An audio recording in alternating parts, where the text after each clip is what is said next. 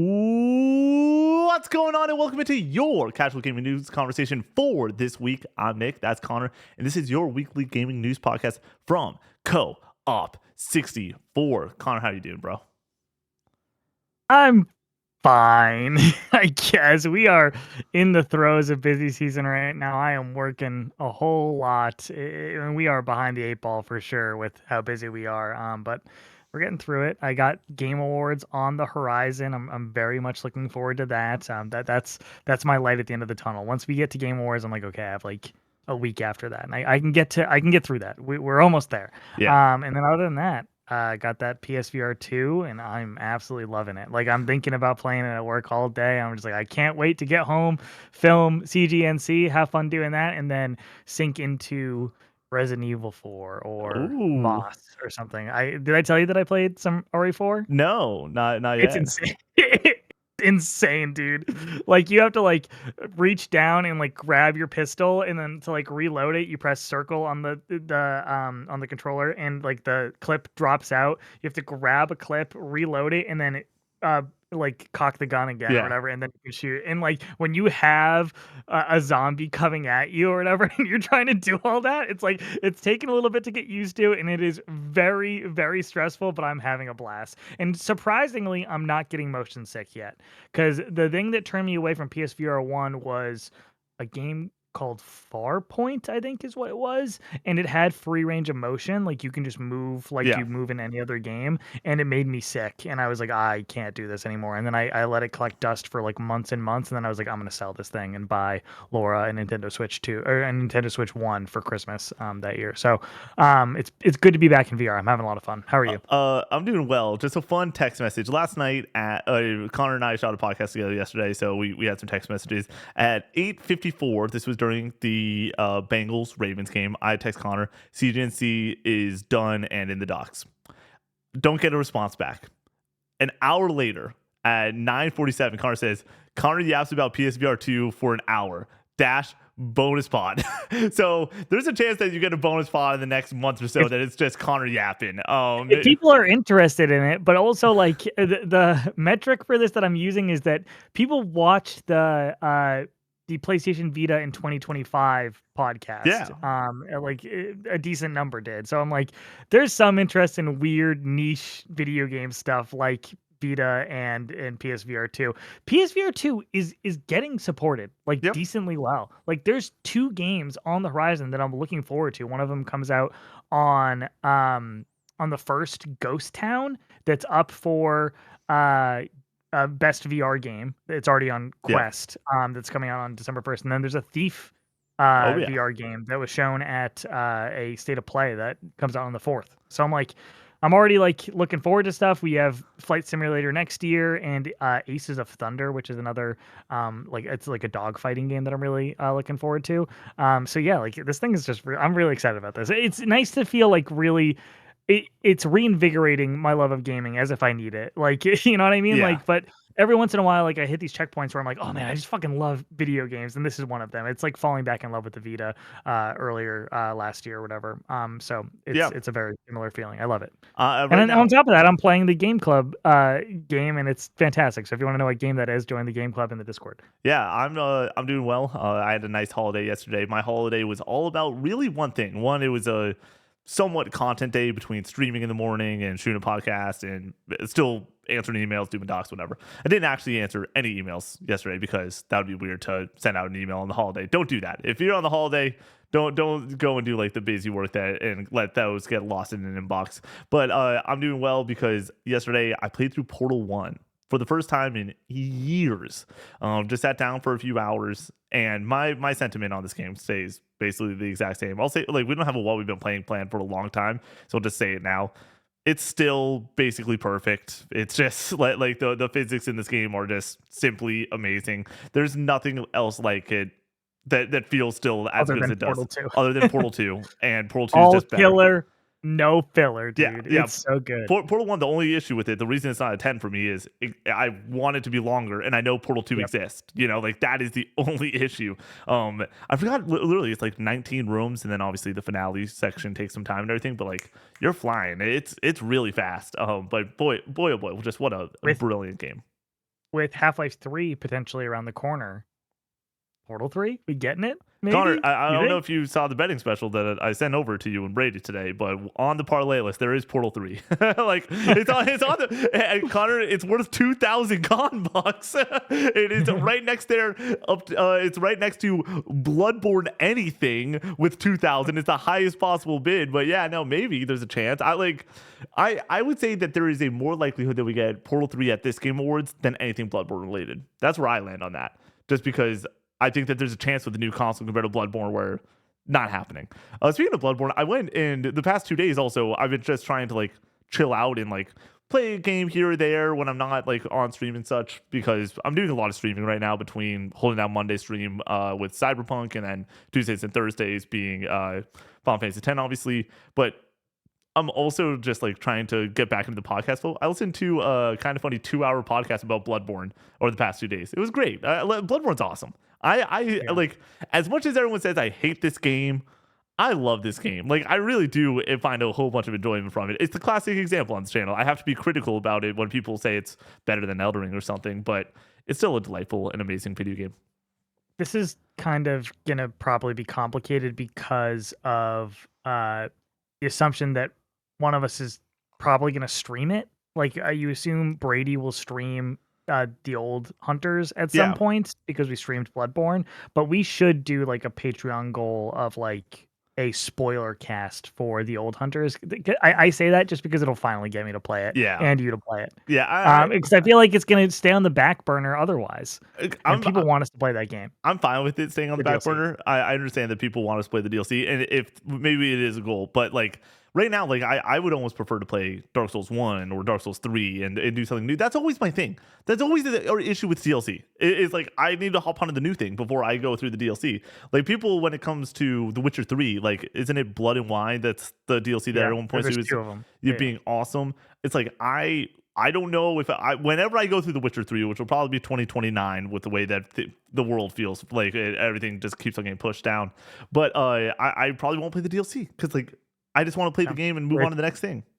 With all the Final Fantasy 16 talk we've had lately throughout a bunch of our content, it's getting me wanting to go back and play the DLC finally. And it's just like, I'm not going to find the time to do that. And that's one of my favorite games of all time. It's like, I just could not get myself to get back to it, to get through the game once more, to be able to play the DLC. It's just, if I could play the DLC right now without getting to the end of the game again, I probably would have already done it. Yeah, I probably would too. Any excuse to hop back into that game. Well, you can because you just have a save sitting right there. For me, I restarted the game on Final Fantasy mode. It's a good point. And want to play it on the hardest difficulty. It's a good point. So I have to get back to the end of the game. Yeah. Other than that, though, I really want to bring this up now, dude. I was listening to a TikTok from Rogan Plays Games, friend of the channel, about Skate Story, December 8th, coming to PlayStation Plus day one and everything. That game looks so dope. That game looks so awesome. I'm so excited to hop into that. We like it's gonna get kind of busy for at least myself between Metroid and I do want to play through Skate Story. Like the end of this year isn't gonna be chill. As of right now, I did my count today. I've only beaten 38 games this year, a lot less than last year. But how many do you think I've beaten? I talked about this on stream on Wednesday. Beaten or played? Beaten. Okay. 49.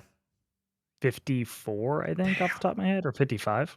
With that being said, I've slowed down so much in the last few months, but like I was really grinding out those Vita games earlier in the year. I was about to say, for me, the big caveat of this year is the amount of games haven't really slowed down. It's you put 220 hours into Persona, you put 70 hours into Red Dead, you put like some of these huge ass titles, even like something like Assassin's Creed Shadows that I played like 45 hours of. Like a lot of long ass games were a part of my schedule this year. Yeah, Connor just remembered Assassin's Creed Shadows, that was a blur, dude, and that feels like 10 years ago at this point. Dude, how was that this year? That doesn't review make any too, sense. with Scott flying in as I'm reviewing it because we didn't know whether we were going to get codes or not. I was on the phone with Scott. We're trying to plan. I'm away for this wedding next week. For it's always weird. Like I was talking to Connor about this. I got my suit fitted today and everything. I'm doing a lot of different stuff before this wedding, and it's like it's just never going to stop now. And all my friends are like going to have big weddings. Like all my friends or all of them want to have large weddings, and a lot of the people that they're dating currently for long-term girlfriends and stuff like that all want big weddings, and that means that I'm going to be away a lot of weekends in my 20s. It's just gonna, which I'm going to say it, that stinks. I hate being away. I love being home. Like Connor has turned me into the past 2 years into such a homebody where like yesterday I was so excited to just be home and chill for Thanksgiving and like not do things. That's insane for me to think about, but there's going to be a lot of fun and stuff like that coming down the pipeline. But I was talking to Scott about that. He's like, yeah, what did you review Assassin's Creed Shadows? I was like, oh shit, you were here when I was playing through that and everything. That's funny to think about. But you want to know what's not funny to think about? Patreon.com/co-op64. It's just a super cool thing to think about. It's because you can get this show 3 days early. You can get the Casual Gaming Conversation 3 days early. You can get a bonus episode of the Casual Gaming Conversation each and every week. We just posted our Ghost of Yote spoiler cast and my initial thoughts and review of the game. If you want to hear an in-depth process of what I think about this game and how I came to the score that I did, go over to Patreon. The support over there for a cup of coffee, $5. You have a backlog of like 50 plus hours of things.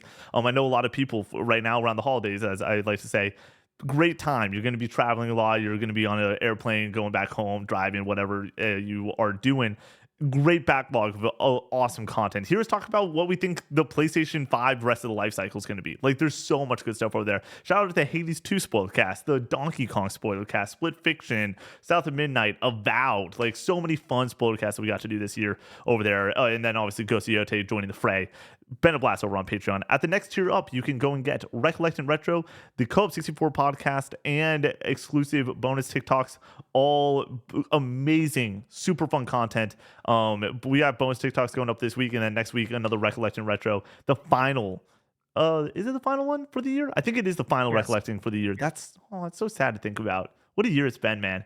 Can you like? Yeah. I was thinking about this. We will, when it's all said and done, we will have done it. We will have done 3 podcasts a week without missing a single podcast.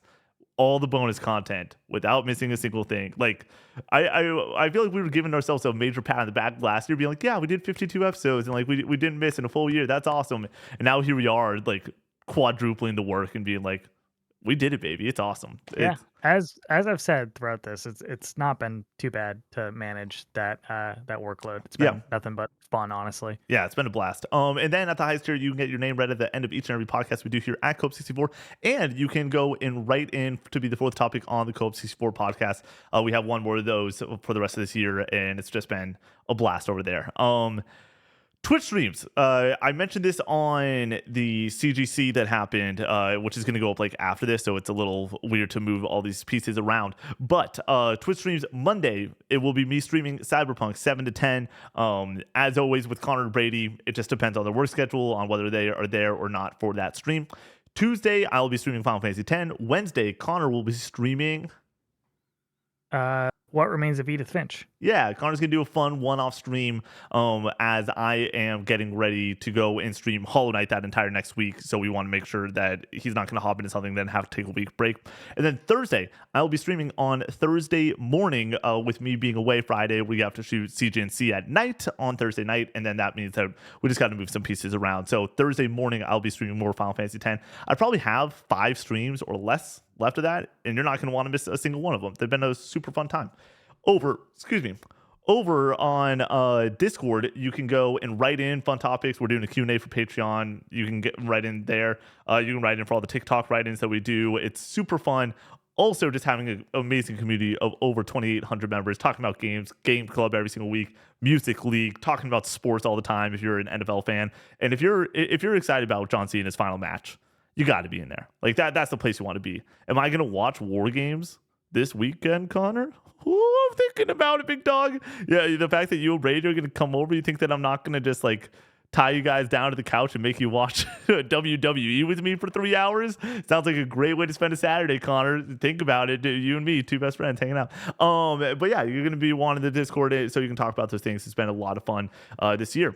Merch, co-op64store.com. Review us over on Apple Podcasts and hop into the comment section if we mess something up during the show. Last thing that I want to mention is we are officially right on the edge of Game Awards week.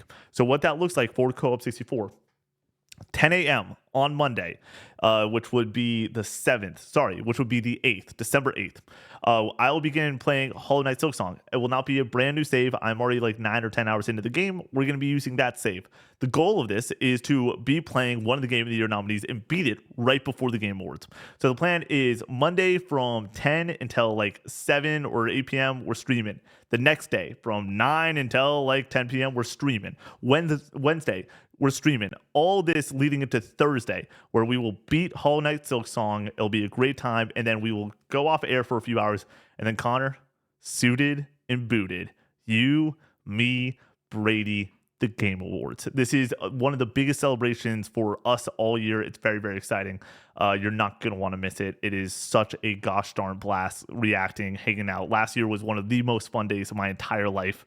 And the sentiment remains across the board that this is just like one of the best things we do. Also, join the Discord because people get ready together and suit up, and it's a whole super fun night, and you're going to want to be there because the Discord's awesome, and the community that goes and amplifies this. We're all about the Game Awards, and if you are also all about the Game Awards, you're going to want to be in that Discord hanging out, and then you're going to want to be over on Twitch reacting, hanging out with us, having a great time.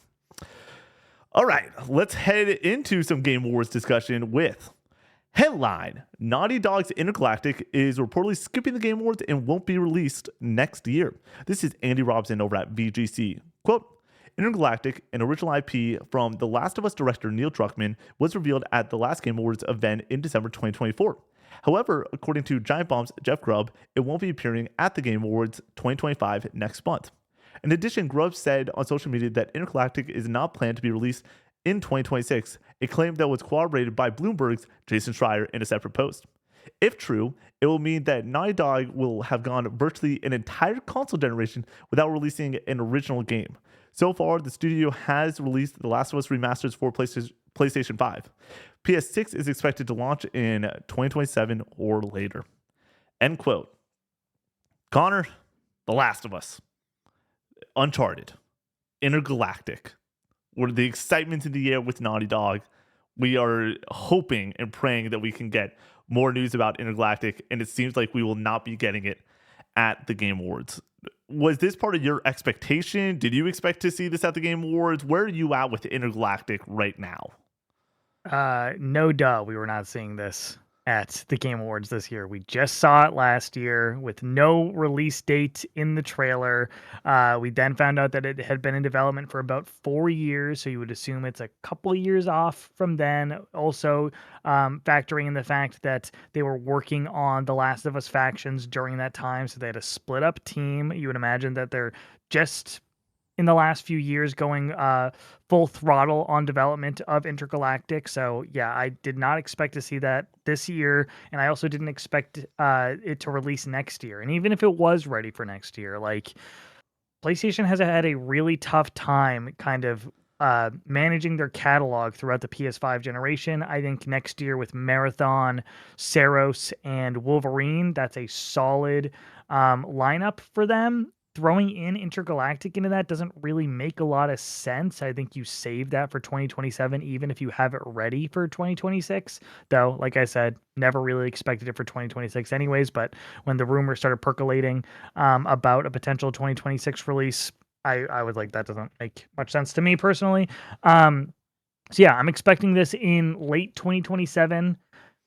I think that might be pushing it though, based off of the way that Grubb and Schreier talked about this game and how the way that they pushed back on it, being like it had no chance of coming out in 2026, lend me to think that this is maybe potentially not even a 2027 game. So if it comes out at the very tail end of the PS5 generation, I think we're lucky. I think that it's potentially a PS5, PS6 game. And if it's a PS6 game, like, and it comes out a few years into the PS6 generation in 2028, I would not be completely shocked. But I do expect it to come out on both consoles. So just recapping, did not expect it to be at the Game Awards, did not expect it to be 2026, and even if it was 2026, I think would have been a silly decision to release in the same year as Wolverine and the same year as GTA, I, really. I So was about to say there's two different factors there. It is the stacked year of PlayStation, and then it is what you're going to release this game in November. Like if it wouldn't be before November, like that was probably the latest they would be planning or targeting for something like this. You're not releasing this in the same month as GTA. You're not releasing this within 90 days of GTA on plus or minus either side. Like, and you also forgot the fact that we also have Marvel Tokon Fighting Souls, which is another PlayStation Studios partnership. Get it out the oh door. yeah, I know it's not for everyone, but you have that, Saros, Marathon, Wolverine. You have two major PlayStation first parties coming in with Theros and with Wolverine that are going to be the tent pole. Like, here we go, all in. But I expect Marathon, apparently, they're doing the work on it. And like right now, extraction shooters have never been more popular due to Arc Raiders. I think that could definitely go and make a splash, at least as Bungie and as an extraction shooter. That I think that after Arc Raiders, a lot of people will be looking for that next thing. What is that next hit going to be? I actually was thinking about this today. I think Arc Raiders does like Wolverine a huge service. The fact that they didn't come out close to each other, people weren't Marathon. sold. Sorry, Marathon. They aren't sold on like a extraction shooter beforehand. I think now everyone across the board is like, okay, I kind of know what this is on a console scale and what Yeah. I'm going to get with my buddies. You put a sick ass art style on it, people might be in on it. And then you look at Marvel Fighting Souls. We talked about this a little bit on the podcast we shot yesterday, but like the fighting game audience, sure, it's niche, but dude, that's gonna move. I will say that could legitimately move PlayStation units if this thing is only on PlayStation for a time. I know it's also on PC, I believe, but like if you want to go and hop in and you have good old memories of playing MVC2 back in the day, like this is gonna be a massive game for the fighting game community. One of the biggest fighting games, I would assume, ever. And so their year is stacked, like so stacked. And then you throw GTA. This is like it is. I know that there was like word that it could be 2026, and like this is where the shutdown sort of came from. Of like, no, this is 2027 at the earliest. There's not a chance and all this stuff. But like, I feel like this is almost like one of those stories where it's like, yeah, like of course, like there. This was. I don't think that anyone that really felt confident about this game coming out in 2026 knows ball. Like this is. If we saw Intergalactic be nominated for most anticipated game of the Game Awards for 2026, I'd be like, you're a bag of cats. You're nuts. Like this isn't happening. In the same way, the next story we're gonna get into also was never gonna happen. With that being said, I mean, I'm a believer that there's another game that will come out on Naughty Dog slate on the PS5 generation. I'm a firm believer of that. I don't think that they're going to go a full generation and only have one game released on the same one new thing. I think that there has to be that other team, and they have to get something out the door eventually. Especially if I'm looking at PlayStation's IP and the way that they have gone and shifted and shaken up, basically everything they're doing this generation. You have this complete collapse when it comes to the live service push. You have a sequel after sequel. I'm looking to Naughty Dog and I'm looking to Sony Santa Monica and saying, we need the new IP, but also we need games out the door. Like, you guys can't go and have this amount of time in between titles. 5 years. You get 5 years, and that's it. And so the fact that we have in 2020, you get the release of The Last of Us Part 2, and then The Last of Us Factions was probably supposed to come out last year, and it didn't because it got canceled. I don't think that Sony higher ups are going to be accepting the fact that you're working on one game, 2028 is just fine. It's like, okay, you can have your artsy fartsy Neil Druckmann led all time 97 on Metacritic banger, but this other team that we know is apparently working in there. I think that they're the team that you got to say, hey, you got to get together and we got to get something out the door. Would you not assume that the other team was probably the team that was working on Factions? That they probably started development in 2023, 2024 when that game was canceled? I would say that some of the people are working. I would assume that they are a 2-game team, but I would assume that they have creative people work like incubating what that next thing is. So when they hop off Factions, it isn't just, hey, we're all in on Intergalactic, go, go, go. I think that it is, we're all in on Intergalactic. And what's that other pitch that you had? Okay, we're doing this now and we're going. And I also think that if you are pulling out any old IP, it's a lot easier to get a game out the door compared to something new like Intergalactic. It's definitely easier, but even with that in mind, if they're starting in 2023 or 2024, I think that game's coming out in 2028, 2029, probably. Do you think? So we're both in agreement that there's another game, correct? Which Yes, one comes we out know that. first? Which one comes out first? Intergalactic. I disagree. Donut bet? Sure. Oh yeah, that's an easy one. Here you go. Handshake. Boom. I think that it's going to be. You don't get a team working on a smaller game to get out the. I don't think. We don't know the scale of the game. I don't think that it might be just another Naughty Dog game. I would assume that it's smaller, and I kind of hope that it is, so we get it sooner rather than later. But I'm not willing to just assume that that's the case. I think that PlayStation team is saying we need to get a Naughty Dog game out on this console. I also don't think that there's a guarantee this comes out on this console. Like, I really don't think that it's a slam dunk. The way that Jeff Grubb and Schreier pushed back on it, it was like, oh, that doesn't make me feel confident that this is a PS5 swan song type deal like they had with The Last of Us with the PS3. Yeah, I also wouldn't be shocked that it could be the PlayStation 6 might be 2028. I wouldn't be shocked about that with the latest reporting.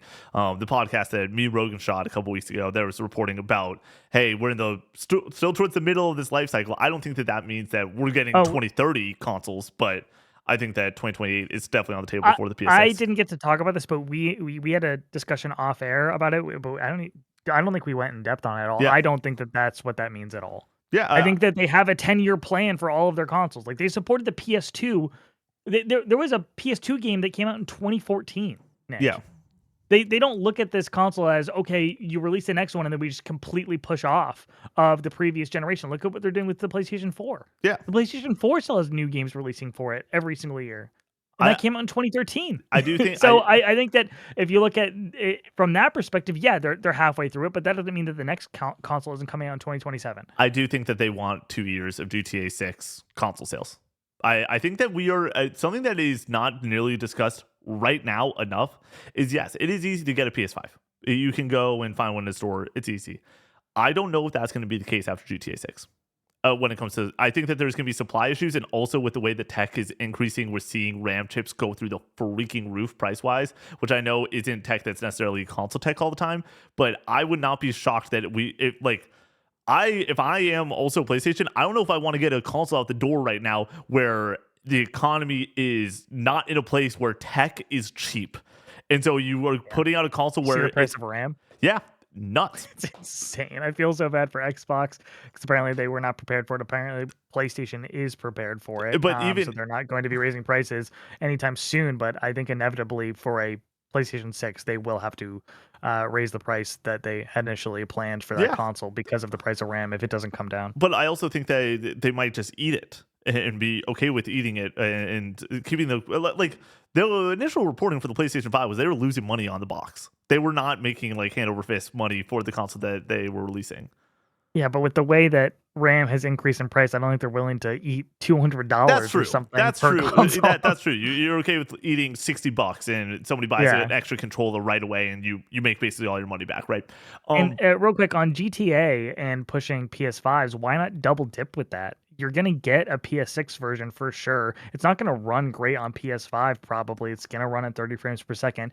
You have that next gen version running at 60 frames with better visuals. It's like that will sell consoles just the same. For sure. I think that you can go and potentially, like you said, double dip, but I think that they want that first full scoop.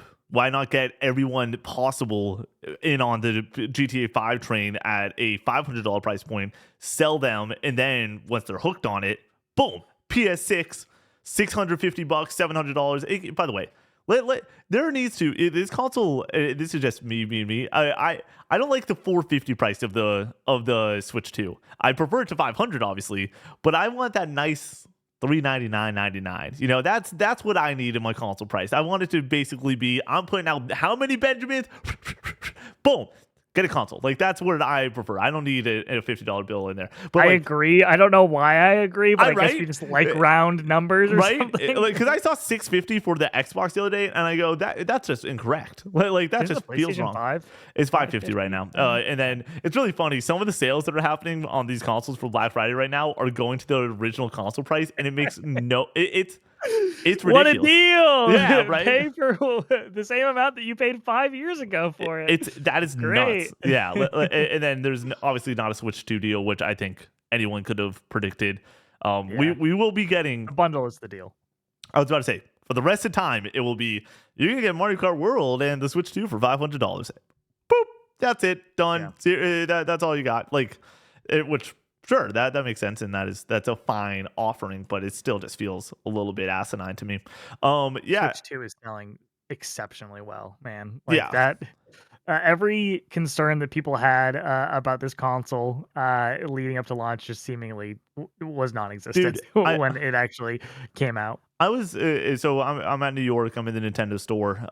And I don't know if I've ever like Connor and I talked a little bit about it, and me and Brady talked a bit about it, but I didn't describe the amount of joy that you could feel from other people and the people that were picking up Switch 2s in that store. Like just little kids being like Donkey Kong and like all this stuff. It's like, dude, like there's just so much magic that comes along with the Switch that like it's Disney, it's Apple, it's these massive corporations that like go and people attach themselves to and are like, I'm doing that forever now. And so yeah, there's just so much joy that comes along with it.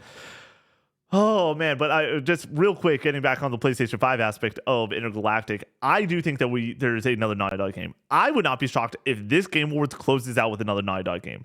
I would not be shocked that if like there is right now the best PlayStation year is on the table for next year. I firmly believe that. Like the next year should be the definitive first year of the PlayStation 5 that we go unbelievable year. Like unbelievable year. Because even I look at 2024, arguably as the best year getting Astrobot and then a few other great games, and then you get Rebirth. Concord, baby! And you get Concord, obviously, which is crazy, right? But like when we're talking about the games that did hit, there was a lot of them.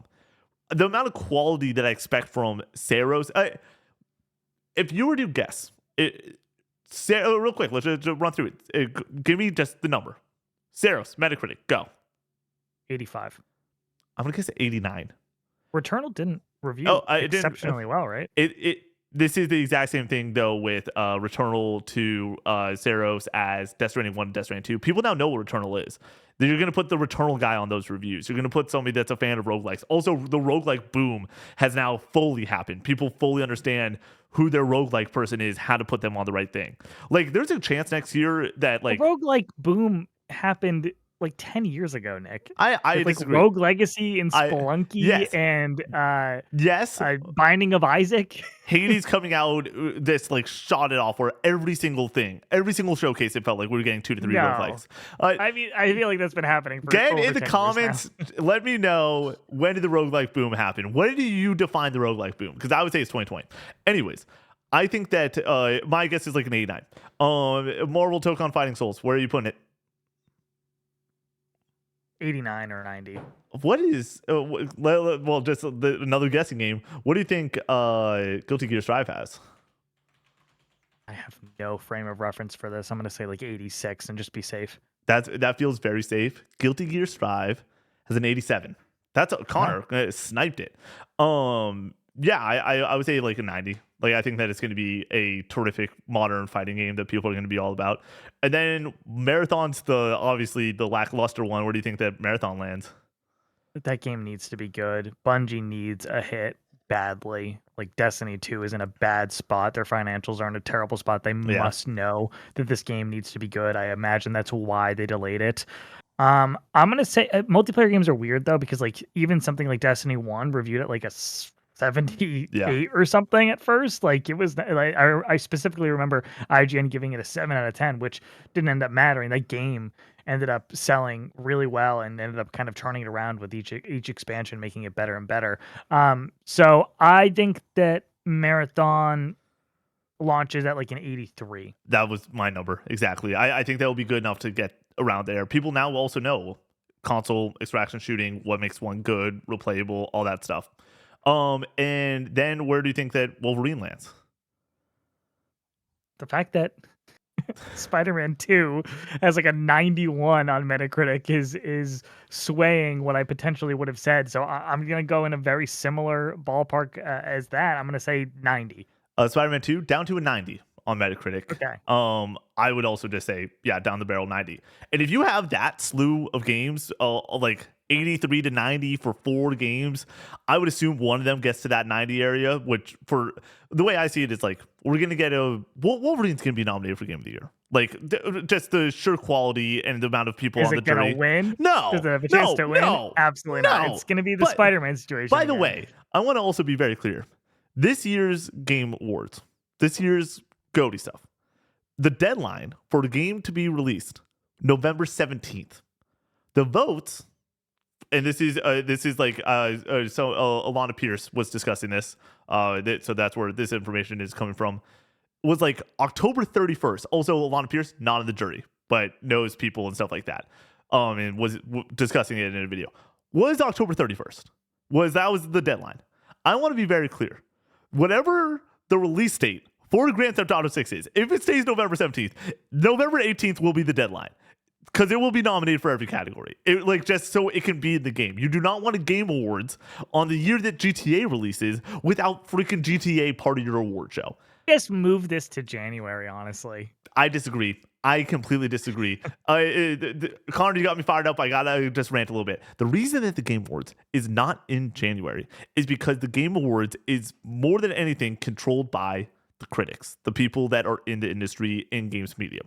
If you don't know this, the entire industry basically shuts down for 2 weeks at the end of the year. People take Christmas off, and it's critics and a lot of dev teams take that time to be with their family, and I think that that's immensely healthy and like really good that people take time to be around their family towards the end of the year, get fired up, go kick ass the next year. Creating games, very demanding, obviously. So when you finish out the year and you get to that next thing, it's what's next. You don't have time to go and eat because Januaries are starting to fill up more and more with awesome game releases every single year. And so you don't have the time to go and like sink into it. You're on to the next thing. Everyone's doing their individual stuff. The Game Awards is legitimately, I believe, kind of at the perfect time. Sure, 1 or 2 games miss out every single year and it kind of sucks. Whenever you would do it, there would be a couple of games that miss out. Oh, what are we going to do with the January releases? It's... you move it to whatever, and it would not, like, you will automatically, because you have to get the games in, and then you got to wait a couple weeks till the award show to calculate and create the show, and then do it. Games are going to get screwed no matter what. I think it's at a perfect time for what the industry is. December 2025 a part of 2025, Nick? Yeah. Do games that release in December, do those count? Should those count for Game of the Year lists in 2025? Should they count for Game of the Year list? Yeah. Does this award then the I feel award like show you would have to factor in all of 2025 when talking about the year 2025. I agree, but they are also, you're still able to be honored the next year. The only way that your award show then would work out is if it is on January 1st, basically. That's it, because then you're going in. What if the award show is on January 20th? Then for the 2025 awards, and it's on January 20th, 2026, you are screwing over the games that came out from January 1st to January 19th, year after year, no matter what. Wouldn't it just be talked about at the next Game Awards? That is what we're doing with this right now, with December whatever. It just gets talked about the full year. You're still, because it happens the same exact time year after year, you're still honoring 365 days of gaming. So it doesn't matter. And the way that the industry works, it works better for the industry. But it's not how it usually goes. Usually games that come out in December are not honored, or at least they're generally forgotten about. And I think that's unfair. I think that it's not as forgotten about as you realize, because the things that normally should get nominated in December kind of often do. Shout out to Troy Baker this year for his performance, and shout out for also getting nominated Best Action Adventure Game for The Great Circle, which I think is a very good spot for it. I think that they need to do their due diligence a little bit more in certain categories with that year after year. Apparently they don't like send out like a, hey, remember this came out in December? And they probably should. They probably should be like, hey, December, Marvel Rivals came out. That's a major freaking title, like a multiplayer game. That game should be nominated for Multiplayer Game of the Year, by the way, 100%, because of just the way it took over the conversation for 3 straight months, basically, right when it released. But it's not. There's going to be slip-ups like that year after year. I'm saying that it happens at the right time. Speaking of more Game Awards, headline, The Witcher 4 won't be appearing at the Game Awards, CD Projekt Red co-CEO says. This is Chris Scullion over at VGC. Quote, CD Projekt Red co-CEO Michael Nowakowski posted a message on X on Wednesday expressing gratitude that The Witcher 4 had been nominated in the most anticipated game category, but warned that neither it or any other CD Projekt game would otherwise be making an appearance during the show. Quote, I'm very happy to see The Witcher 4 nominated in the most anticipated game category at the Game Awards, end quote. He wrote, quote, thanks to everyone who has already voted. Your support means a lot to us. We won't be bringing any new content to TGA this year, but we're, as always, excited to watch the show and celebrate this amazing industry's great night alongside all of you, end quote. CD Projekt Red has previously stated that The Witcher 4 is in the full-scale production phase and has already ruled out a 2026 release date. End quote. Connor, the sky is still blue. The grass is still green. This is the reason we put these stories back to back is obviously this show this week and next week are going to be taken over by, hey, we know this is coming. We know this isn't coming. How do we feel about a lot of this stuff as we prepare for the biggest night in gaming? Of course it's not here. Like, that game seemed very far off. I also think that people forget about what the Game Awards was last year, which was a celebration of 10 years of pulling off this ridiculous show where Jeff Keighley 100%, and he discussed how much he cared about the show and what it meant to him. He 100% asked every single major game developer, do you have something? And if you don't, can you please get me something? Get me something. And he went all in. And that meant that by going all in, you're going to go and outkick your coverage for what a normal Game Awards is, where you get, hey, here's a bunch of things happening next year, and here's one more thing that's a few years down the line. This show, I assume that this Game Awards is going to be, here's some 2026 titles, here's one, maybe two things that are coming out 2027 or beyond. Whereas last year, I think we got like multiple major announcements that seemed far away. Obviously, these two news stories being the major headlines that were very far away, very far off games. Also, shout out to Okami, another game that, like, is Capcom going to come out next week and also just be like, hey, by the way, we're not showing up at the Game Awards? It's like, yeah, no shit. Like, no one expected you to be here. Where are you at with this news? Yeah, I think this is very expected. I think that The Witcher 4 is probably a 2028 game at the earliest. And I think CD Projekt Red knows that they need to put a game out in tip-top shape at this point. They cannot put out a game in the state that they did with Cyberpunk 2077 and get that reputation to be one of those studios that does that. Looking at you, Bethesda Game Studios. Like, you don't want that reputation. They had a lot of goodwill coming off of The Witcher 3. Cyberpunk 2077 did not deliver the goods at launch in the way that I think a lot of people had hoped. I think that they need to come out the gate with The Witcher 4 with a product that is extremely polished and extremely ambitious to kind of earn back that trust after the catastrophe that was 2077. So with all of that in mind, I assume that this game is pretty far off. I'm interested in this game. Obviously, I'm not a huge Witcher guy. If you've listened to the podcast, you would know that I have not played the earlier Witcher games. I dabbled in The Witcher 3 and just did not fall in love with it. But I'm interested in getting into this franchise, getting stoked for The Witcher 4 for when it does inevitably eventually release. So I love Cyberpunk 2077 as well, and I think that the way that they turned that game around and really fixed all of those problems has earned them back a lot of that goodwill and earned the trust of a lot of fans, and you don't want to ruin that trust that you've already kind of worked really hard to kind of fight back for. So they must know all of this, and I hope that they take their time with it and learn the lessons that needed to be learned from 2077. Yeah, and I think they will.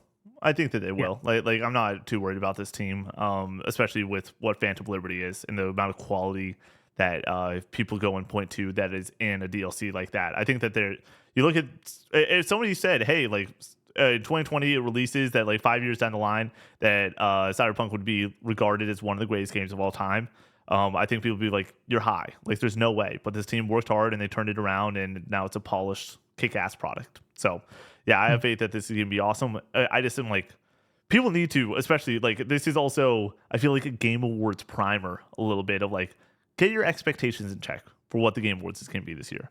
I mean, even removing these two and a lot of the other stuff that we saw last year, and then also crossing off the list a lot of stuff that's just not ready to go. Like, there's so much on the table for this Game Awards that I think no matter what, it's going to be a rock solid show. Yeah, last year it was funny. I told you, go full steam ahead, get hyped. This is going to be bananas.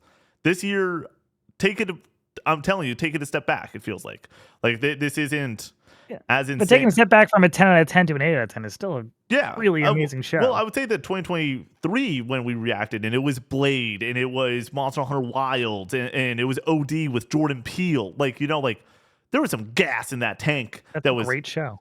Kick ass for sure. But we went from posting 4 videos to posting 9 videos this past year, where it's like, dude, it was awesome. It just didn't stop. The hits just kept on coming. It was great. I think you might meet in the middle here. The Game Awards has just gotten bigger and bigger, and you can kind of look to Summer Game Fest and the kind of lack of really interesting reveals during that. It leads me to think that a lot of more developers are like, why put it at Summer Game Fest when we can be at literally the biggest stage in gaming at the Game Awards? And with the success of the Game Awards last year, I think devs are kind of looking to this year to be like, okay, we're gonna get in on this year, and we're gonna be a part of this major celebration and get a ton of eyes on our game. So I think it just continues to grow, and the interest around the industry is probably growing as well. I mean, the Game Awards. This is just a quick Google search. This is on the Game Awards official website. The headline is the Game Awards or TGA shatters viewership records. 154 million live streams. 154 million, bigger than the Super Bowl. Developers should be falling over themselves to be a part of the show at this point. I think that there's 4 teams that get the you don't need to pay to be part of it sort of deal, because obviously it's in a major theater. It's an expensive show to put on. A lot of the advertisements is, hey, you got to pay to play to get the eyes on your game and stuff like that. But yeah, you can't. Unless you're Naughty Dog or you're Okami and you're making Jeff cry, you got to pay to be part of this show. It's the biggest marketing night possible. And as someone that loves video games and trailers and stuff, I love the Game Awards, obviously. But it's bigger than the Super Bowl. It's going to be awesome. And yeah, you're right. People should be falling over themselves to get their game in their show. So and the other part is if it's ready, you get it. And if it's not ready, get your shit together and get it ready for the Game Awards. This is your one opportunity. You're not going to wait 6 months down the line, do it at Summer Game Fest and say, well, shoot, we get a third of the viewers? We get 40 million? We get 30 million viewers to compare to what this is? The Game Awards also it's funny to think about, the amount of content that gets created about the Game Awards in the mainstream space compared to our space is insane. Where it's you look at Summer Game Fest, it's major. It's a huge thing for video games media, games journalists, the people that are breaking down the nerdy side of video games each and every week, the people that are playing 50 games a year, 20 plus new titles. And then you look at what the Game Awards is. It is the people that play Fortnite, they play Valorant, they play League of Legends, and they bring their audience in, and they say, oh, we still got to watch the Game Awards now. That's how big this thing is. It's across the board. Every gaming nerd is all about the Game Awards, and it makes it super fun. So I agree. I think that we're going to meet in the middle, and it's going to be a kick-ass show. But I think that people need to expect we're not getting Bloodborne 2. I think Half-Life 3 is on the table. I think that that's a possibility. Kingdom Hearts 4, Final Fantasy 7 remake, certainly a possibility. Dragon Quest 12, Dino Crisis remake. I will say Jordan Peele showing back up, and we get an OD date. Is OD called OD Knock now, or is that the name of that trailer? I think that I believe that OD will be episodic. That's what I believe, and I think that it's going to be 6 horror games, and OD Knock is one of them. That's where I'm at. I don't know. That's one of those that I need there to be a press email about it. I need there to be an in-depth, this is what OD is. This is what you just saw sort of deal. And really get into the minutia of what OD actually is. Because as somebody that has Fizzin in the bottom right, Connor, okay, I should put it on the board. Because if we saw, by the way, I also think that the next time you see Fizzin will be not at PlayStation. Or the only place it could be PlayStation-wise is you announce the PS6, you launch the PS6, and you show Fizzin showcase-wise. but it's probably at the Game Awards. I should put a $3,000 bet, 3,000 co-op coin bet. It's not Vincent. outside the realm of possibilities that it's literally this year, because they showed Death Stranding so fucking early. Like, the studio had like just been made like a few months before they showed it at E3 with Connor, Norman Reedus naked on the beach. If you think, I think that is the guy from not How to Train Your Dragon, but Fantastic Beasts, right? I think it's probably that actor. Do you think it's the Robert Pattinson, right? Can you just imagine? It's a trailer like Mass Effect 4's awful trailer that happened in 2020, all these years ago now, where it just like goes and it scans up and it's him in the freaking cape and with an MP4 or something, and it's just the most badass thing. I want to be clear. When we talk about like why I love video games and why I show up to these things and I go all out for them, if I like back in 2023, I was so excited to get reactions for Final Fantasy VII Rebirth. Like, I wanted to be on camera. I want to be with you. I want to be doing this, and it brings me a lot of joy. The next thing for me is Fizzin. The next like watch out moment, like nothing is safe in the room. We're gonna have like a new TV in front of us, and I'm gonna pick up the Diet Coke and throw it through the TV. Just like clean fastball when the trailer's over. I'm gonna like I will like purposely like unplug the entire brain of our entire stream system to close out that reaction due to hype. Like, it would be dangerous. Like, I wouldn't be able to sleep for 4 days after that trailer releases, Connor. Like, it's gonna be awesome. You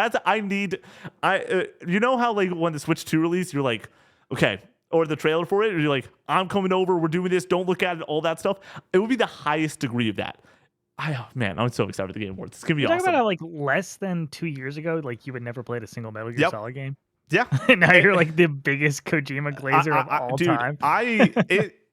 It really just shows though, like, a major message of if you are like not into shit, if things aren't working for you in your gaming life, you're not trying enough new shit. There's so much good stuff. Dude. I do not understand how you can be negative about gaming. Like, just go play something you haven't gotten the chance to check out yet, and I imagine it will reinvigorate you, and then you finish that, and then you're in a dead period, and then you find something else that's fantastic. Like, there's so much good shit, dude. If you haven't played GTA 5 yet, do it. Like there's a reason it's regarded as one of the best games ever. Like, just do it. Play Red Dead 2. Play The Last of Us. Weird shit. Play Severed on the PlayStation Vita, a game that's all touch controls. I never played a game like that in my entire life, and I'm like, I've played thousands of games, and I'm like, I've never played something like this, and this is really cool. Play Luminous. Play something completely fresh and new.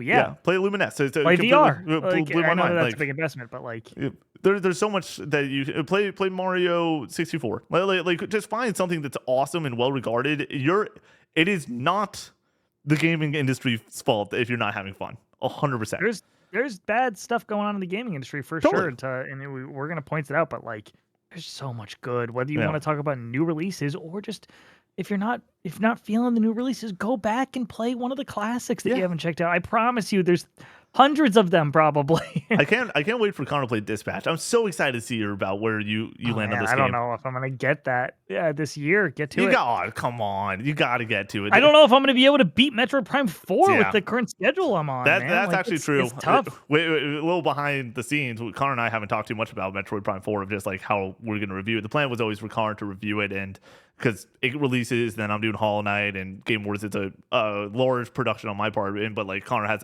now also doesn't have the fucking time. So that's. I imagine we're reviewing this around Christmas time. Yeah. Oh, yeah.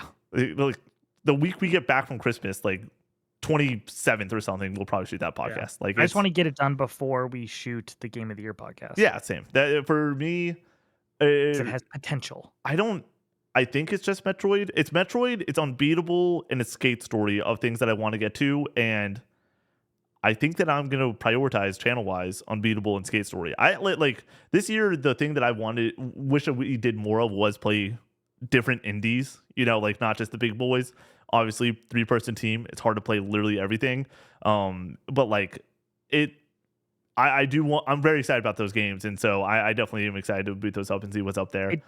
it didn't feel like there was a mega breakout hit like a Balatro or an Animal Well this Do, do year, you th- or even a Mouthwash I hit. would say Blueprints is bigger Okay, than yeah, everything except for Blatro. I think that it's bigger than Animal Well for the way that like review scored at least. Animal Well did have a major moment sales wise. I'm curious to see what sold more, Animal Well or Blueprints, like a year down the line, because obviously Animal Well's had a yeah. full calendar to do it. But yeah, I think that like there's been some awesome indies this year, and I wish I got to a couple more. And I definitely, I bet I did have the urge yesterday on Thanksgiving to boot up Blueprints. It's been on my PS5 for the longest time, and I know that like that would be really fun to play through and such, and would make like a very small group of our audience happy. That's the other part, dude. Like Game Awards gets announced, and I decided to play KCD2, and I streamed it once. We had a conversation. I didn't enjoy it. I don't want to. I like the worst thing that we realized streaming wise for us and y'all is we're just not having fun. Like we're just not enjoying it at all. So we don't want to stream those games. If it was Blueprints instead of KCD2, I assume I would have beaten Blueprints in the past 2 weeks. Like I would have enjoyed it Yeah. enough. Like I'm somebody that has a very analytical and math brain still in them and loves puzzle solving and glazes the hell out of Portal in a major way. Like I know that those are different things, but I'm somebody that goes all in on puzzle design, and I think the Blueprints would have been just enough for me to want to get through it and roll credits. And now I just have not put in that time or effort in the past week, and instead have played Portal, Final Fantasy X, and other things. A lot of tangents on today's show. Man, look at us, right? Like who said that we Yeah, not a bad thing. I yeah. feel like that's usually reserved for the Co-op 64 pod, but like Yeah. today we've been going in every direction. Headline: exclusive Prince of Persia Sands of Time remake release update. This is Mike Straw at Insider Gaming. Quote: Insider Gaming's Tom Henderson has regularly reported that Ubisoft's plans called for the Prince of Persia remake to release prior to the Assassin's Creed Black Flag remake, and as of published, that remains the case. According to sources close to the game, the Prince of Persia Sands of Time remake is scheduled to release in mid-January 2026. In addition to the release plan, sources believe that it's likely that the next look at the game will come at the Game Awards on December 11th, 2025. That's always where the official date could be revealed. End quote. Connor, are you excited about this? Do you remember when this got revealed and everything? Where are you at with the Sands of Time remake? This had a weird arc because I think this game was like literally rated by the ESRB and was like about to come out. Yep. And then they were like, they clearly just saw where the state the game was in, and Ubisoft was like, no, we're not doing this. We need to treat one of the most beloved games of all time in Prince of Persia Sands of Time with a little bit more respect and give it the time that it deserves and the polish that it deserves. So we're going to strip this back and I assume just restart development on it. And they kind of did that re-reveal, I don't know, like 2 years ago, a year ago. At this point, I'm not really sure when they showed it at like a Ubisoft Direct thing, but it's cool that this is finally coming out and that it seemingly is right around the corner. I the fact that it could be shown like properly for the first time outside of that like title re-reveal or whatever that we got a few years ago with like actual gameplay and then be released a month later. I think that sounds awesome. And as somebody who only recently got into the Prince of Persia franchise with The Lost Crown, I was thinking about this on the ride home. I was like, have I even played any Prince of Persia games? And I was like, oh wait, The Lost Crown, which is awesome. But I haven't played like one of the traditional 3D ones at this point. I don't have Sands of Time. I've thought about buying it multiple times. It's a relatively cheap game. Yeah. Yeah. So I imagine this will finally be where I jump in to Sands of Time, and the fact that it's right around the corner and coming out at a pretty good time. January usually pretty barren for new releases, so that's exciting. I think this sounds awesome, and it's good for Ubisoft to get a win under their belt. Like I said last week with Black Flag, I think that like going back to your tried and true IP and touching up some of your more beloved games is a good way to get some goodwill back. So. Prince of Persia, Black Flag right around the corner. Let's go.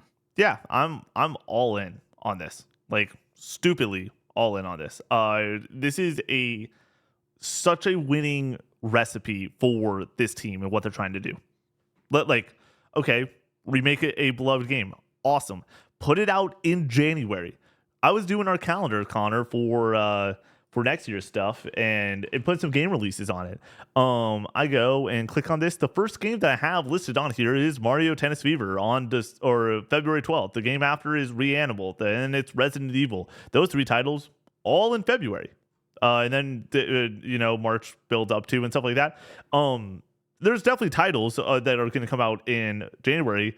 I don't think any of them are as big as Prince of Persia: Sands of Time remake. I think that this is a slam dunk. Hey, we want to go and kind of make a name for ourselves and remind everyone that Ubisoft still kind of has some sauce, right? They're doing something right. And this is a great way to go and do it. Let's play the game again. Metacritic. Give me a number, Connor. What do you expect the Metacritic for Sands of Time remake to be? What does the original have? Guess what the I would original has? assume it's like high 80s or mid 80s. I don't know. Let's say 85 for the remake. Prince of Persia: The Sands of Time has a 92 on PlayStation 2. Yeah. So I would guess 85 for this. Yeah. And so like that, how often do we get to say 85 and Ubisoft in the same sentence nowadays? It's been a long freaking time. And so you wanted the last time? Probably Prince of Persia: The Lost Crown. Gosh darn it. Where's that Splinter Cell remake? It's still happening, I believe. I'm shocked that we're not getting more news from it. Which is, it felt like in the lead up to the Game Awards last year, it sounded like a shoo-in to be there. And then we never saw it, and then it's been quiet since then. Yeah, I had it. It's really funny. For the betting special, I just sent the betting special form over to Jacob, Rogan, Connor, Brady, who are going to be the ones going through the entire process. And I was like doing the parlay system as I always do. And I, at the 1,000 price, used to have Splinter Cell on the previous betting special for SGF. It's no longer there. Because I just don't think that it's going to happen. I don't think that it feels likely.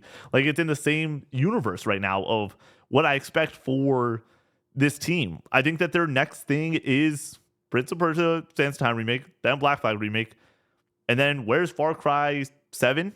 Like that's a major IP that I think needs to get out the door eventually, and then they probably I would assume it's next year. Same. I think it's a good slate. Yeah. Oh, dude. 2026.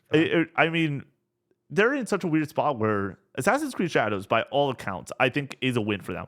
Like, I think that it was a win when it came to the review scores that came from it. I think it was a win from the sales that came from it.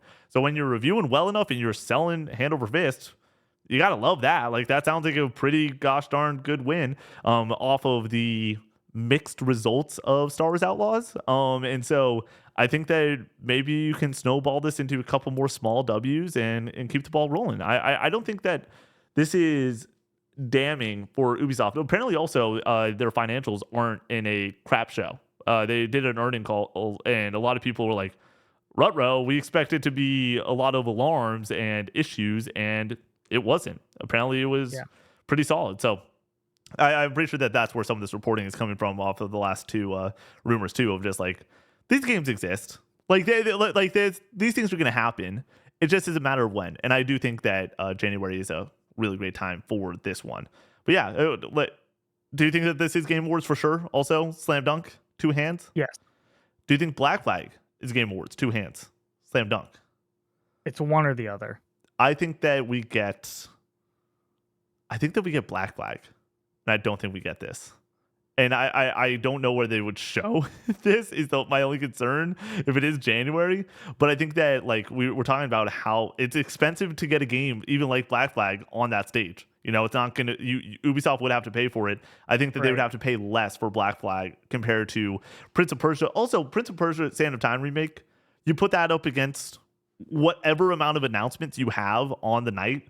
I do think that it doesn't get the headlines that Black Flag obviously would. Like I think that if you do like a top 5 and they're both in the show, you can get the number 5 like roundup of Assassin's Creed Black Flag was there, right? Like I don't think Prince of Persia: Sands of Time has the aura that Black Flag does, but we'll see, I guess. But yeah, I think it's closer than you'd think.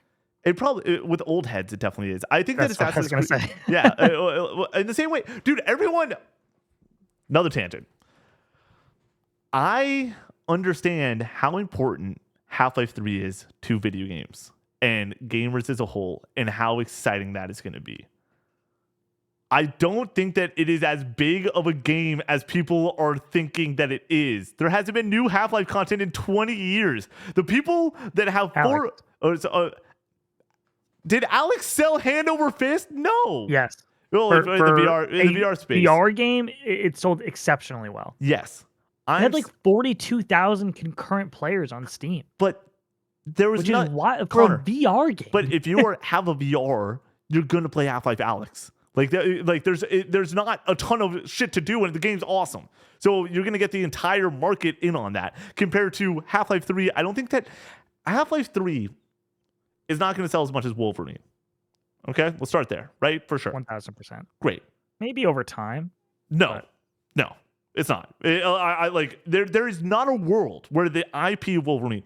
I also wouldn't put it that it's going to sell more than Seraph's. Well, okay.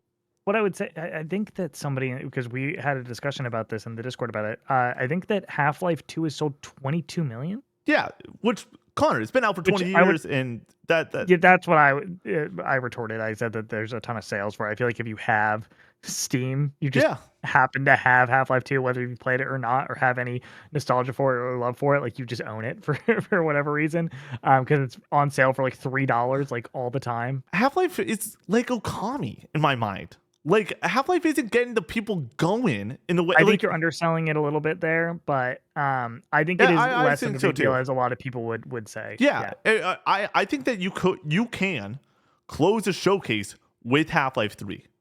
You would be getting very similar reactions to what you, me, and Brady had when Okami showed up. We'd be like, oh, dude, this is awesome.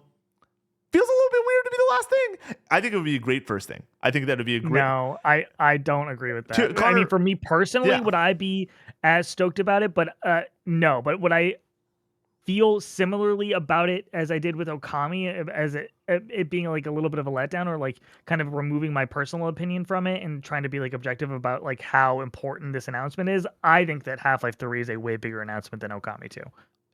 Yes, it's a bigger. Once again, it is bigger. I'm just trying to put it in like it's not in the spot. You're not getting God of War hype montages from Half-Life 3 in the same way that you are. Well, correction. You get a hype montage for every major game, by the way. So that is it's a major game, but it is not going to. It's not the next From Software game. It's not the next Rockstar game. It's not the next Naughty Dog game. I would even assume that it's not the next Sony Santa Monica game. It's not the next Insomniac game. I think that it is in a tier below all those things. Sure, it's Valve. Sure, it's important. Sure, it's a massive game when it comes to the history. I think that you have 150 million people watching the Game Awards. I would say 100 million of those people have no idea what Half-Life is.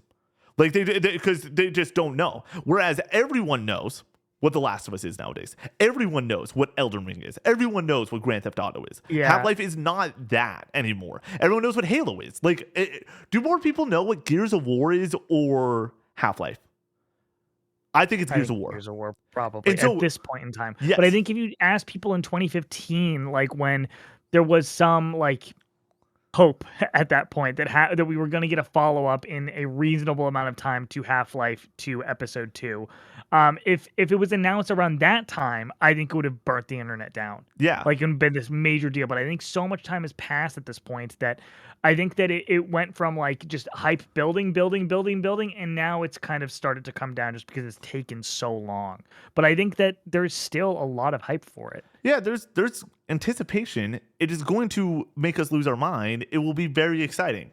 I don't think that it is like people were just like, you don't understand how much this thing's going to sell and how big of a deal it is. I'm like, dude. I agree with you on that, though. Yeah. Like, I've seen people legitimately compare it to like GTA 6. No. With the amount of hype that is surrounding a potential Half-Life 3. It's like, those aren't even in the same stratosphere, dude. Like, it's not in the same stratosphere as The Witcher 4.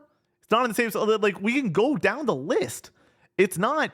I think that it is a very big, and more than anything, it's an important game. Half-Life 2 is, when it comes to the history of video games, an important video game. It is a masterful video game for a lot of people.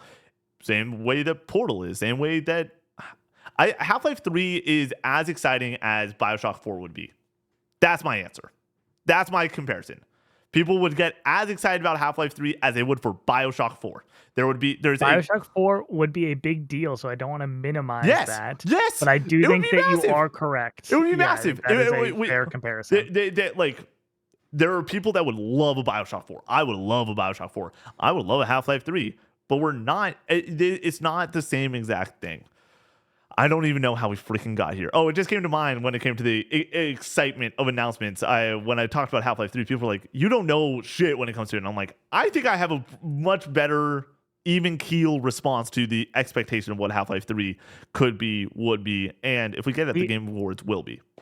The only metric I have for this is when I streamed Half-Life 1 and 2, there was like no interest in watching that. It is the vocal minority issue. Andy brought this up. Andy Cortez from Kind of Funny brought up the fact that when he streamed Nier Automata, he was like, this game like has its fans, but it didn't like. I thought that this was going to be one of my huge video game streams, like one of my massive things. And it's like, no, there's a very loud, dedicated fan base that are super into it. But when you're talking about a game that is even Nier nowadays, it's what, 10 years old or approaching it? Like, there's that distance that gets created that doesn't allow for the hype that we all associate with certain games.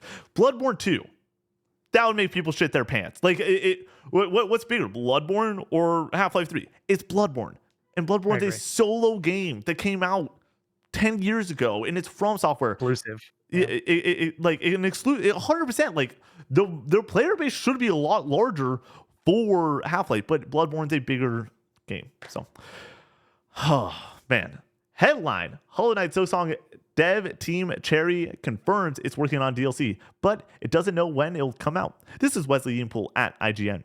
Quote: Hollow Knight Silksong developer Team Cherry has confirmed it's working on DLC, but it doesn't know when it will come out.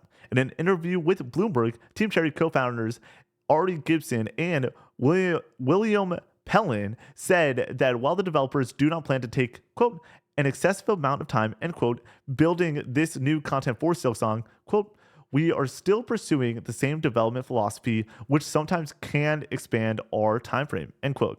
It took 7 years for Silksong to come out, so who knows when this mystery DLC will be released. But Team Cherry did tease it will feature the Steel Assassin, a character shown in a prior trailer, but who has yet to show up in Silksong itself. End quote. I didn't read that this was a new character. I just assumed it was going to be additional content where you're playing as Hornet in the world of Silksong. Well, I think that the Steel Assassin a new character that you play as, or is it potentially an enemy? I don't know. I don't know. Yeah, I think that across the board, I think that this is one of those things. You take the step back and you just say it'll happen when it happens, and it's okay whenever it happens. It'll happen. I have no timeline with this. I don't. Connor, all this does is it allows for every single reaction, baby. Every single reaction we do. We're so back, Connor. We're so back to every. Oh, shit. Here we go again, dude. It's going to be awesome. I like whenever it comes out, it's going to be fun. By the way, I'll say it. I think this is Hollow Knight 3. And I think that we're going to be here for 7 more years, baby. I know that Hollow Knight 1 had DLCs, but still, I just think this is it. I hope that this is a smaller DLC, add a few bosses to the game, add a couple more areas. It would be a really good excuse for me to get back to this game. This is one of my favorite games from this year. Beat Act 2, rolled credits, dug into some of the side content after the fact, but didn't even get to Act 3. Just the way that the job works, you got to move on to the next thing. But if I'm going to go back to it, I think DLC would be a good excuse for me to get back into this game. And I don't know if I would do it otherwise. So I hope it's something small. Get me back in, get the fan base excited to jump back into Silksong, and then move on to the next thing. Like, I want to see them make Hollow Knight 3 or do a new IP, and whatever they make, I will be seated because I think that they've earned my trust. Yeah. And however long it takes, also they've earned that time as well. I hope that we don't hear from Team Cherry for a very long time. Like, I want them to go radio silent. Like, sure, maybe release this DLC. I'm shocked that they're not taking more victory laps. They should. They could. You know, like you went and you mic dropped one of the most important games in the indie space ever by nailing what the expectations were for Hollow Knight Silksong. But for like $20 too. Yeah. they could have made so much more money. Well, But dude, you hear from they're in these it for the teams, love of the game, you hear dude. from these teams, and they're just like, yeah, like I don't drive a fancy car, I don't do this, dude. This kid, first one sold 15 million copies, and you got a small ass team. Like they're able to sit on their laurels, and like people. This is another Alana Pierce quote. Like game development, the price of a game really relies on like how much a game costs is just paying people salaries. Like it is just how much do we need to go and pay people year after year for 5 years to go and release a game? And then, sure, you have certain things like server cost and cost of getting a laptop and dev kits, stuff like that. Don't get me wrong. But it really, the thing that adds up is paying people salaries. We have 3 salaries to pay for, and you have, I mean, the profit alone, you do the quick math, $20, 15 million. You got 300 million in pure profit just sitting there. It's like, these dudes aren't pressed for time. They aren't pressed to get the next game out so they can go and make sure that they are able to put food on the table. Like they're able to take a step back and be as creative as humanly possible. And that's why Silksong, I believe, is so special, is they did have that time. They weren't rushed. I look back at the quote from, I believe, the director of Baldur's Gate 3, Larian's director, for the 2024 Game Awards. Then go watch that speech. Terrific. Right before he announces the game of the year, he's like, I can tell you what the sauce is for the next game. And he talks about it'll be a team that was taking their time, that doesn't have to worry about being laid off, and they're able to be as creative as possible. And like, once again, that I think that's like a must-watch speech. Go watch it. I probably butchered some of the things that he brought up. But like, that's why Silksong is so special. And they nailed it. I want them to just go away for a long time now and make the next cool thing. And honestly, I want them to not make another Hollow Knight. I think that they're done. Like, I think that they could very well be done. Sure, this art style is unbelievable. Sure, the combat is fun as hell. Sure, the Metroidvania mechanics in this game, dope. Like, they delivered. But, like, I think that it's sort of the Naughty Dog fatigue, or the fatigue that you get even with a team like Rockstar, where it's like, I would love to see what Rockstar can make that isn't a Red Dead or a GTA nowadays, right? It's just the mystery and elusiveness of door number 2 is just always so exciting when you have this amount of talent. Yeah, I'm always gonna push for new IP, but with the jump from Hollow Knights to Hollow Knight Silksong and how much better I think Silksong is, I would love to see if they could do it again and For give sure. me something even better than Silksong. So Which is it's just insane to even ask for. It feels like you're giving milk and cookies, and it's like, give me some brownies too, man. It's like, dude, like I'm already having a great time with milk and cookies. Like they could never make another game ever, and they would always be stamped as one of the greatest game dev teams ever. Period, bar none. They crushed it. Final headline: Forza Horizon 6 is targeting a first half 2026 launch window, says insiders. This is Alessio Palumbo at WCCF Tech. Real quick, this is like bounced around a bunch, but the source that is bringing it is a reputable enough source that I feel like this is a necessary news story to toss in here. Quote: the most significant announcement made at Tokyo Game Show 2025 was arguably Forza Horizon 6. The massively successful open-world racing franchise is returning next year to PC and Xbox consoles, featuring the long-coveted Japan setting. When is it launching, though? Looking back at previous franchise entries, every Forza Horizon game has been released so far between September and November. However, according to insider Nate the Hate, that trend might change with Forza Horizon 6 because UK developer Playground is targeting a launch at some point in the first half of 2026. The fall launch window has worked wonders so far for the franchise. The most recent Forza Horizon 5 reached over 40 million players as of July 2024 and has since grown further thanks to its launch on PlayStation 5's console, where the title even outsold Sony's own first-party games for a while. End quote. Connor, can I ramble a little bit? Can you let me off? Can you let me off the leash? This is crazy. I'm about to go wild on this thing. Nate the Hate, pretty money in the bank. It feels like when it comes to insiders, I would put him in that elite category. Surely he's not. I wouldn't say that he's like a journalist necessarily, like you get when you got Shy Guy or Grub again after it. But I feel confident with Nate the Hate and what he does. I want this game so badly. I want it so badly. Every single time I see this game in any news story or a headline pop up, I realize how much in my soul I need Forza Horizon 6. I can say this confidently. It's my most anticipated game for next year. In a year with Resident Evil Requiem, in a year with 007 First Light, the return of the action-adventure game, in a year with GTA 6 and Wolverine, my most anticipated game is Forza Horizon 6. Because you're taking the formula that has been perfected over the past 3 entries, and you're bringing it to one of the most picturesque and beautiful locations in the entire world with Japan. I am so freaking excited for this game. I don't think it comes out in the first half. I think that it needs to, and we'll hop into why, but I just want this game so badly. And so anytime that there's even a rumbling, if somebody's aunt or uncle utters the word Forza Horizon 6, they don't even need to be in the games industry. We will have a news story about it on this podcast. I don't care. And so yes, Nate the Hate saying first half of the year. I'm stoked. I can't wait. Connor, where do you think that this thing comes out first half of the year? Do you believe in what Nate's spitting? I could see that happening for sure, just due to the slate that Xbox has for 2026. It's fucking stacked. So you got to line up the dominoes here. I think that if this comes out first half of the year, looking at May, June, maybe. When do you think? What is there a game that releases before that of Fable, Gears, and between Fable, Gears, and Halo? So I think that there is a game, and I want to start here. I think right now at Xbox headquarters, right now, the people that are talking, Phil Spencer, Sarah Bond, kicking it, eating some croissants or something. I don't know. They have the plan that there's 2 games in the first half of next year, and then September and October there's 2 games. You need to release before November. I don't think that they want to deal with it. I know that it's the 20th anniversary of the Xbox. Don't want to deal with it. I don't or 25th anniversary. You don't. It doesn't matter, right? You don't want to deal with GTA.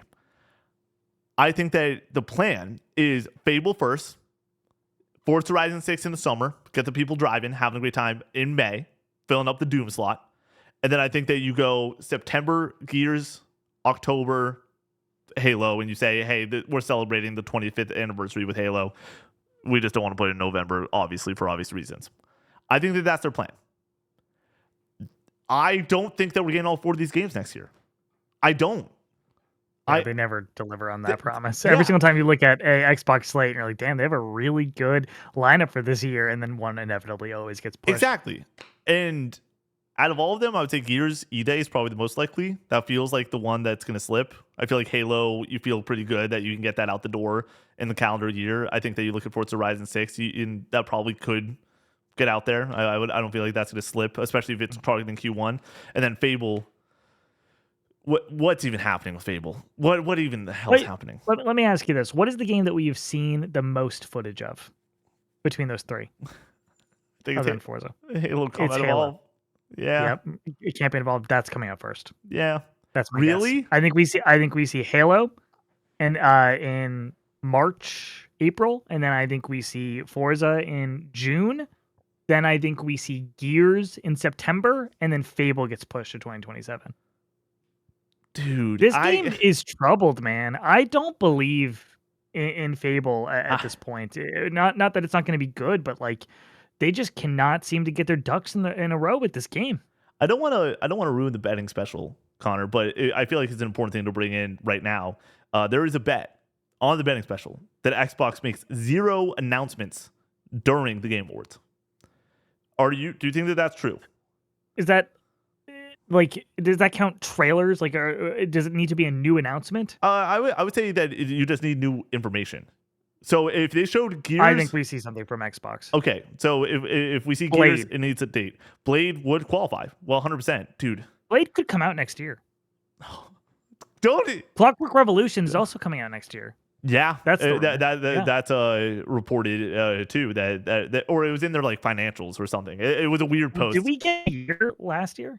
Did we get a year on it? I don't think so. Yeah, I don't think, or maybe 2026. Maybe. Xbox is so freaking weird. Because here's the thing. I've said it time and time again. I'm so excited for this slate. I am like freaking jazzed. Like, I cannot wait for Forza. I can't wait to play Halo with you and Brady. I can't wait to see what Gears has up its sleeve. Fable, it's a question mark, but it's Playground Games. Until Playground Games puts out a bad game, I'm gonna believe it. I'm gonna go for it. They're one of the best game studios, and I know that they've never made a game like this. They're one of the most high quality game studios ever. So, like, I think that the reason that this thing hasn't come out is it's not been quality enough. And they just keep on pushing, and they're finding the fun in it, and they're finding the fun in the writing. You see those trailers that they have released, and it's like, oh, dude, like, sure, it's CG, but the heart of this game, the comedy, it makes me laugh every time. Like, it works for me. So it's going to come down to the gameplay, and I think that they could deliver. I also, going back to news story number 2, you don't want to put this game out in the same year as The Witcher 4. You don't want to do it. You're going to get dog walked. And that's assuming that Fable is high quality. The Witcher 4, you just assume it's going to be one of the best RPGs ever. Like, I don't expect Fable to be one of the best RPGs ever. I expect it to be like an 85 on Metacritic, 84 to 86. So, like, you don't want to do that. But if your first outing for Playground in this space is that, awesome. They got to get their ducks in a row enough. Just enough to get these 4 games out. I don't think you can do next year without all 4. Gears could slip too, like I said, like, but I need a year. I need Xbox. Xbox can't have another year like this year, where it's a lot of great games. I think that they had a great year. I really do. Besides the awful news to when the consoles are hitting $650, Game Pass is $30, which is ridiculous, asinine, greedy, whatever word you want to use. I understand that that's the only way it's going to stick around is being that much, but like it's a lot. I think that they had a great year. Keeper, awesome. Freaking Ninja Gaiden 4 was a blast. Outer Worlds 2 is a great RPG. South of Midnight, rad. Doom, rad. Like they need a game that's gonna take over the conversation. And I feel like they haven't had that in a very long time. Like yeah. even Starfield is like the last one that I can think of, and like that had some negative press around it. So like it wasn't all this positive, like awesome moment for Bethesda Game Studios. Do you think Indiana that you would have expected? Where do you think Indiana Jones lands in that conversation? Did not take over the conversation. Yeah, I agree. Kind of came and went. Everybody who played it liked it a lot. I loved that game, but like I did not same. take over like something like Spider-Man 2 does. Totally. Or even Expedition 33. Yeah, they need a game to sell 7 to 10 million copies. The answer is Fable. Because Halo is a known quantity, and it being on PlayStation is going to sell a butt ton. Just you're re-releasing one of the greatest games ever. Gears, I think, is in a weird spot where sure you're doing this prequel, you got the cast back, you got the boys back in action. It's going to sell. I don't know if it's going to be what we want, but I think we just know what Gears is at that's this the point. thing. They really need to take the next step with like the story potentially. Yeah. I think that's an area that they could really improve. I know that there are story moments and stuff that people love. Like I think a lot of people point to certain things in Gears 3, but like I'm talking like get something on the level of like a Naughty Dog story, yeah, like or a God of War-esque story. You know what I mean? By the way, I feel like we say it all the time. It's so hard to do. Because if it was that easy, everyone would do it. But like the reason that we go and bring up these stories as the benchmarks, I'll even say get an Expedition 33 level story. These stories only come around once or twice a year, and they just need to find a way to have an Xbox first party deliver that level of story of creativity and emotion. Like there needs to be themes. For Gears, they just need to find a way to make it not another Gears. Yeah. And I think that should be their goal with this one. Yeah, and I think that the prequel formula and the characters that they have on the table you can do some work with it. I do think that you could have a interesting brother story, basically, right? Like something that is emotional and all about family. You know, just honestly, just make Fast 5 in the Gears franchise. You know what I'm saying? To get a story all about family going. But yeah, I think that once again, though, the reason that I wanted to start out and get back to my initial point, I don't think that it's first half of next year, just because I also just don't have faith in any date that Xbox is targeting, and it's just the proof is in the pudding there. Starfield delayed. Like you just go and name a freaking Halo Xbox Infinite game. delayed an entire year. The Outer or Avowed delayed. Like the list goes on and on. Fable delayed. Yeah. Do you remember that was like the second news story we did this year was Fable getting delayed to next year? It was January and they delayed it. Do you know how insane that is? To be like, That's wild. we're not even close, right? Like the lack of confidence that must be there. Obviously, they showed some gameplay. It's coming along, all this stuff. The gameplay, as you said many times, didn't look the best. Like it's a very interesting spot where Xbox is at. I do think that they can't go to Game Awards without showing something. I think that if you want to slam dunk, you show Forza. Hey, Xbox still has some of the best gosh darn first party games ever. This is that. I think that Blade gameplay would be another one of like great way to get everyone in, get the fans jumping. You know, get like that would be pretty badass. I think Gears is also like any of these games can show up and be awesome. I just remember 2 Game Awards ago or 3 Game Awards ago, 2020, we got no Xbox. I don't know if it's there, especially the developer direct makes everything so difficult. We know we're going to see Playground in a month, right? Like we know late January is going to come around. We're seeing Playground games. So I just don't know where we're going to land with this one. Everyone, thank you so much for enjoying another episode of the Casual Gaming News Conversation. This is one of the longest CGNCs we've ever shot. Holy smokes. So thank you so much for sticking along with us with these news stories, getting excited about the Game Awards. And shout out to our amazing members over at the highest tier that support this show over on patreon.com, getting their name read at the end of each and every podcast we do here at Cope64. Amazing members like Max, Blake has a dog. Brent Bino, Cash R. Chaboy Jake, Squidalicious. Jakey P, Page E. Pigeon Power, Library Daniel. Tyler, Sir Shellis. Raincoat, Ooh Gracie. Chuzar, MG Dunbar. Mr. Munchies, Farmer Spud. Rocketator, Nofi. Proto Dan, The Dankest Mike. Swampy Bits, Jack CT. Tristan C, Gonzi C. Stracken 1978, Das Goopy. Diggleberg Rules, Centuro. Hook'em Horns, Go Nash. Neutral Sphere, Easton C. Kingdom Hearts Rules, Stooby Dooby. Crispy, DJ Zach B. Uli, Jacob D. Big Back, Metal Nate. The Patty Cake, Bear Pog. Cowboy Jesus, Mega. Yogi, Damn. Hold Him, Colin C. Brack, Voodoo. Milky Sins, Alex the Golden. Andrew H, Master Diz. Cannon Fodder Games, Only One Rufus. Drifter X1, Skirt, Goops. JMap B3, Ally Benally. Michael.